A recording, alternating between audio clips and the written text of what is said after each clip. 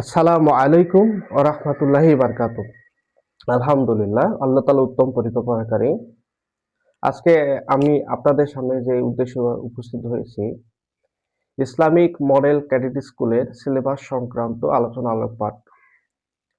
আমাদের Islamic model cadet স্কুলের syllabus আমাদের পূর্ণাঙ্গ মানবন্ধন আমরা তৈরি করেছি। আমাদের পরিকল্পিত প্ল্যান করে আমরা এগিয়ে যাচ্ছি। যে আমরা গত বছর আমরা প্লে নার্সারি চালু করেছি। এই বছর আমরা ৪ টা ক্লাস চালু করেছি।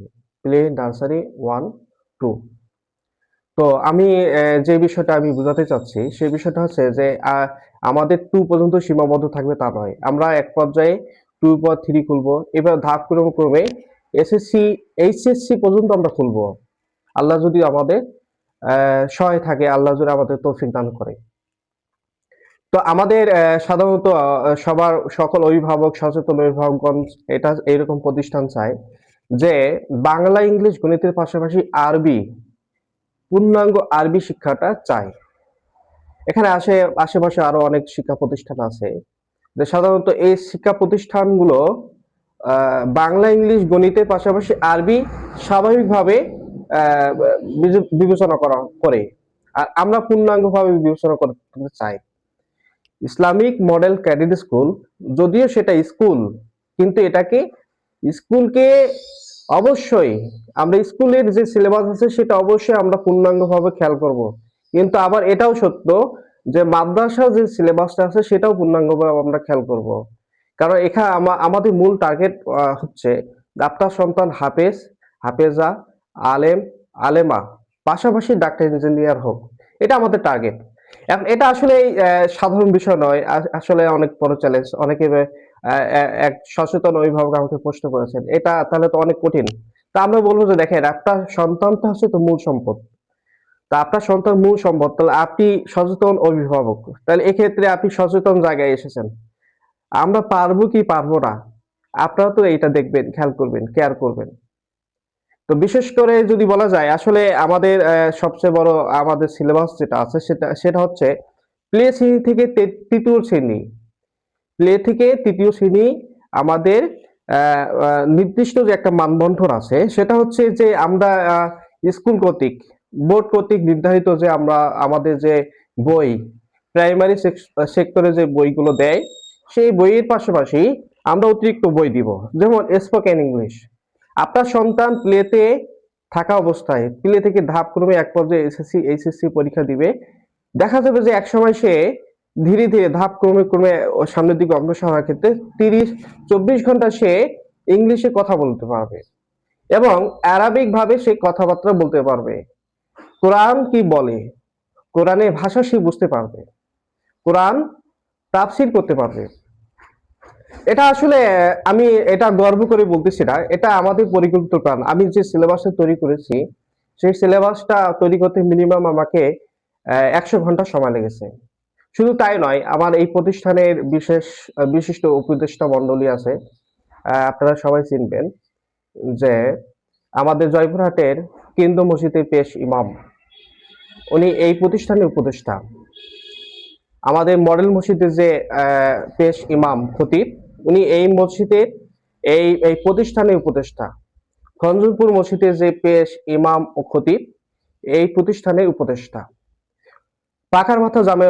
পাকা মাথা মাদ্রাসা যে মহাতামিম, এই প্রতিষ্ঠানের উপদেষ্টা। এরকম আরো কিছু উপদেষ্টা আমি তাদের পরামর্শ নিয়ে এগিয়ে যাচ্ছি, যে আমি তাদেরকে অবগত করেছি যে এটা কি সম্ভব কিনা।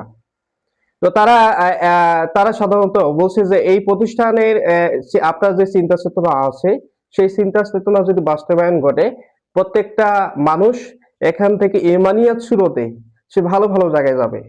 তারা ভালো ভালো জায়গায় গেলে এই দেশকে আমরা দুর্নীতি মুক্ত করতে পারবো, এই দেশকে আমরা আহ উন্নয়নশীলের দিকে নিয়ে যেতে পারবো, আমাদের আশা আকাঙ্ক্ষা পূর্ণ হবে। তো সবচেয়ে বড় বিষয় যে আমাদের সিলেবাসে যে বিষয়টা আছে, আমি সংক্ষিপ্তভাবে এই বিষয়টা আলোকপাত করতে চাই। যে প্লে থেকে তৃতীয় শ্রেণী একটা ইমানি যে একটা স্রোত দরকার একটা সন্তানের, যেটা না থাকলে নয়, যে বিষয়টা ইমানি, ইমান বাঁচানোর জন্য ওই পরিমাণ শিক্ষা দরকার, যে পরিমাণ শিক্ষা থাকলে একটা মুসলিম ভাইয়ের ইমান বাঁচবে। আমি যদি না জানি ভালো কোনটা মন্দ কোনটা, যদি আমি যদি বিশ্লেষণ করতে যদি না পারি, তাহলে আমি কিন্তু সঠিকভাবে বলতে পারবো না যে এটা কোনটা ভালো আর কোনটা মন্দ।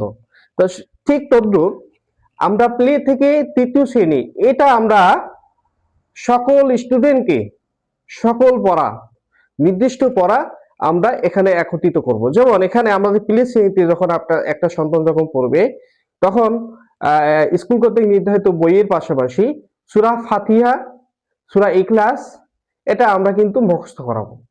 এটা আমাদের টার্গেট। সে প্লে মানে খেলে দিলে শিখবে। সে সে আমাদের প্রতিষ্ঠানে আসবে। আমাদের প্রতিষ্ঠানে বিকশিত একটা মাঠ আছে। এর পাশাপাশি আমাদের প্লে শ্রেণীর রুমটা আমরা ক্যালিগ্রাফি করেছি। তারা আনন্দ করে করে শিখবে। এর পাশাপাশি আমরা প্লে শ্রেণীতে ইসলামী শিষ্টাচার ক্লাস দিয়েছি। ইসলামী শিষ্টাচার ক্লাস দেওয়ার মূল টার্গেট উদ্দেশ্য হচ্ছে যে সে আদব আখলাক শিখবে। শুধু তাই নয়, আমরা প্লে শ্রেণীতে শুধু ইসলামী শিষ্টাচার দিয়েছি তা নয়, আমরা আমাদের এই প্রতিষ্ঠানের যতগুলো ক্লাস হবে, যেমন যদি এসএসসি পর্যন্ত যদি হয়, কলেজ পর্যন্ত যদি হয়, প্রত্যেকটি ক্লাসে ইসলামী শিষ্টাচার ক্লাস হবে। প্রত্যেকটি ক্লাসই হবে। কারণ আমি যদি যদি আমি যদি এই প্রতিষ্ঠানে থেকে যদি আখলাক যদি না শিখি, ভালো চরিত্রবান যদি হতে না পারি, তাহলে আমার কিন্তু লাভ নাই। তো ঠিক তদ্রুপ যে আমরা এটা সর্বাত্মক চেষ্টা করব যে প্রত্যেকটি সন্তান আখলাকের দিকে সামনের দিকে অগ্রসর হয়, তাকওয়াবান হয়। আপনার সন্তানটা যখন প্লে থেকে যখন তৃতীয় শ্রেণীতে আসবে, তখন আপনার সন্তান প্রাইমারি যে বই আছে বইয়ের পাশাপাশি স্পোকেন ইংলিশ 2, অর্থাৎ আমরা স্পোকেন ইংলিশ খণ্ডন করব, খণ্ডন করে পাঠক্রমে আমরা পড়াবো। এরপরে ড্রয়িং শিখবে। 30টি সূরা, 30টি সূরা তার মুখস্থ থাকবে, 40টি হাদিস সহ মুখস্থ থাকবে। আর ইসলামী শিষ্টাচার পার্ট 4, অর্থাৎ তৃতীয় শ্রেণীতে পড়বে। চতুর্থ শ্রেণীতে এসে আমরা কি করেছি, এটাকে দুই পার্ট করছি। একটা হচ্ছে জেনারেল সিলেবাস, আর একটা হচ্ছে ইসলামী সিলেবাস। ইসলামী সিলেবাস তাদেরকেই নিব যে স্টুডেন্টটা মেধাবী, ট্যালেন্ট এবং অভিভাবকরা চায় যে আমার সন্তানটা হাফেজও হোক, হাফেজাও হোক, এর পাশাপাশি ডাক্তার ইঞ্জিনিয়ার হোক। আর চতুর্থ শ্রেণী থেকে আমাদের যারা যে সন্তানটা হাফেজ, হাফেজা হতে চাবে তার জন্য আবাসিক বাধ্যতামূলক। আমরা তাকে 24 ঘন্টা মেহনতের মধ্যে রাখবো।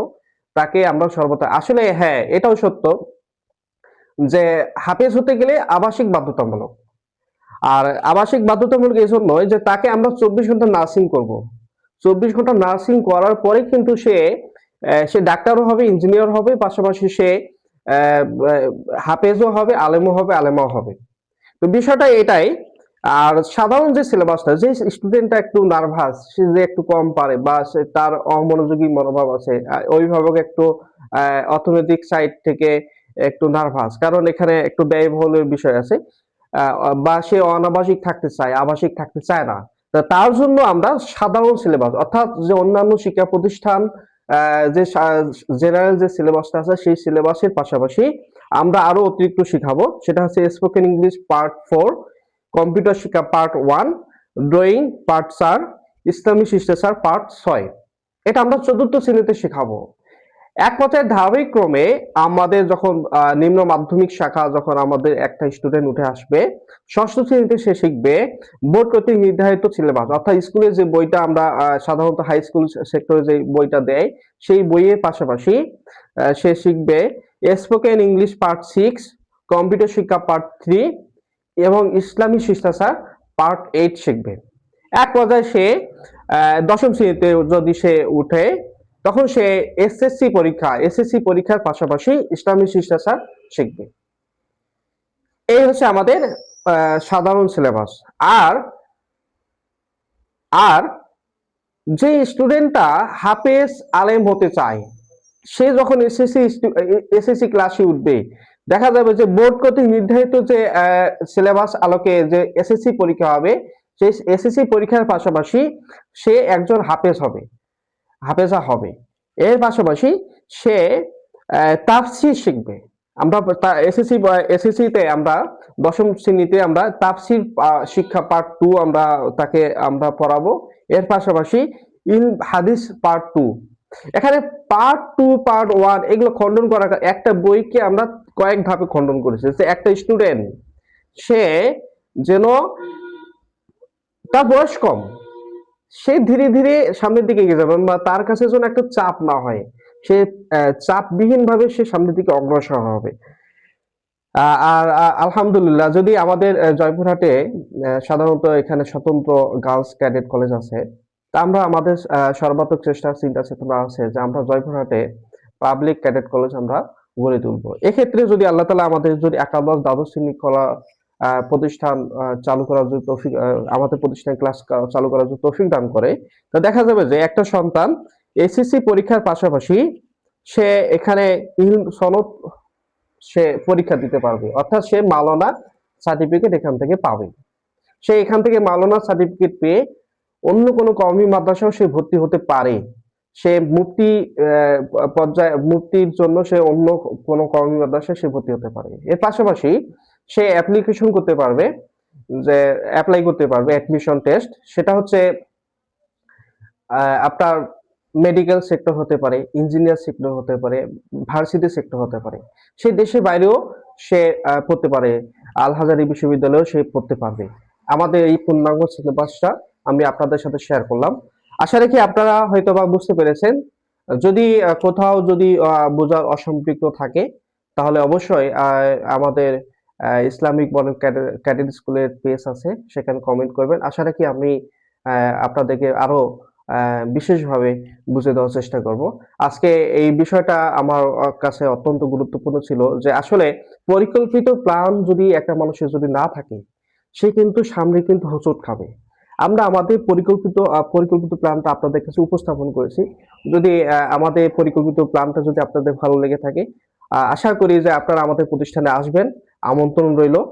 আপনার সন্তানকে যে ভর্তি করাতে হবে তা নয়। হ্যাঁ, আপনি আমাদের প্রতিষ্ঠানে এসেছেন, আপনার কাছ থেকে যদি আমি দুইটা কিছু শিখি, তাহলে এটা আমার লাভ হবে। আপনি যদি আমাদের প্রতিষ্ঠানে আসে, যদি আমাদেরকে একটা পরামর্শ যদি দেন, আমরা সামনের দিকে অগ্রসর হওয়ার ক্ষেত্রে যদি পরামর্শ যদি দেন, সেটা আমাদের জন্য অনেক বড় পাওয়া। তো আজকে আমি এই পর্যন্তই সীমাবদ্ধ করলাম। তো আমি দোয়া চাই, আমরা ছোট মানুষ, আমাদের চিন্তা চেতনা গুলো সামনে আরো বিকশিত হোক। আমি সবার শেষে আবারও রিকোয়েস্ট থাকলো, যে আমার কোথাও যদি ভুল ত্রুটি থাকে, তাহলে আপনার অবশ্যই আমার ভুল ত্রুটিগুলো ধরাই দিয়েন। এর চেয়ে যদি ভালো কিছু যদি আমরা সিলেবাস যদি তৈরি করার মতো যদি আপনাদের চিন্তা চেতনা যদি মাঝে যদি আসে, অবশ্যই আমাদেরকে কমেন্টে জানাবেন। আমরা আপনার পরামর্শটি গ্রহণ করব। আসসালামু আলাইকুম ওয়া রাহমাতুল্লাহ।